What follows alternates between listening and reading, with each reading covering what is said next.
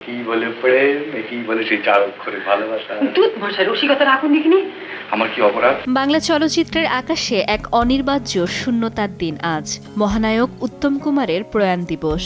সময় যত এগিয়েছে তিনি যেন ততই হয়ে উঠেছেন আরো উজ্জ্বল, অনির্বার্য। এই ইউ ড্যাম লায়ার। খুব না, খুব আমাকে নার্ভাস করে দেওয়া হয়েছিল। উত্তম কুমার শুধু একজন অভিনেতা নন, ছিলেন এক অনুভূতির নাম, এক প্রজন্মের স্বপ্ন আর রূপালী পর্দার চিরসবুজ রোমান্সের প্রতীক। মৃত্যুবার্ষিকীতে ফিরে দেখা হবে সেই মানুষটিকে, যিনি সাধারণ এক নায়ক থেকে হয়ে উঠেছিলেন বাংলা চলচ্চিত্রের মহানায়ক। সাক্ষী, সাক্ষী দর্শকের ভূমিকা। ক্যামেরার বাইরে উত্তম কুমারের ব্যক্তিজীবনের প্রেমও কম আলোচিত নয়। অভিনেত্রী সুপ্রিয়া দেবীর সঙ্গে তার সম্পর্ক বাংলা সিনেমার ইতিহাসে সবচেয়ে আলোচিত অধ্যায়গুলোর একটি। বিয়ে করবে বলে কথা দিয়েছিল।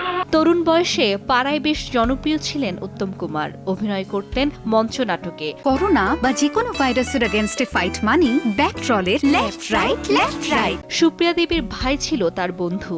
মাঝে কেটে যায় বেশ কিছু বছর। সিনেমায় যাত্রা শুরু হয় নায়কের। সরাসরি দেখা না হলেও উত্তম কুমারের সিনেমার খবর রাখতেন সুপ্রিয়া।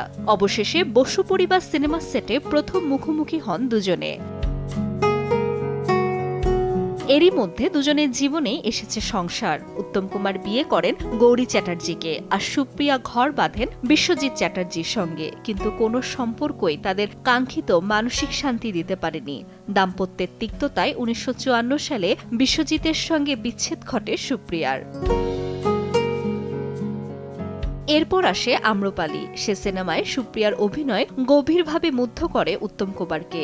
এরপর উত্তর মেঘ, সোনার হরিণ সহ একের পর এক সিনেমায় জুটি বেঁধে দর্শকদের হৃদয় জয় করেন তারা। পর্দার রসায়ন ধীরে ধীরে ছড়িয়ে পড়ে বাস্তব জীবনেও।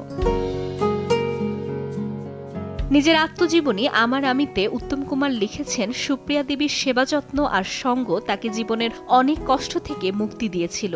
সুপ্রিয়ার কাছেই তিনি খুঁজে পেয়েছিলেন মানসিক শান্তি। তাই কখনোই সুপ্রিয়া দেবীকে ঠকাতে চাননি তিনি।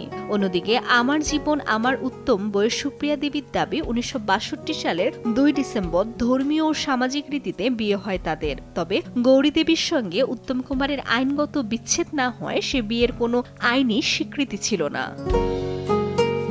উত্তম সুপ্রিয়ার সম্পর্ক ঘিরে ছিল তীব্র বিতর্ক আর সমালোচনা। তবুও শেষ পর্যন্ত একে অপরের পাশে ছিলেন তারা। সুপ্রিয়ার সঙ্গে পথ চলা দীর্ঘ 17 বছর পর চিরবিদায় নেন মহানায়ক। তার মৃত্যুর পর স্মৃতিকে সঙ্গী করেই জীবনের বাকিটা সময় কাটিয়েছেন সুপ্রিয়া দেবী।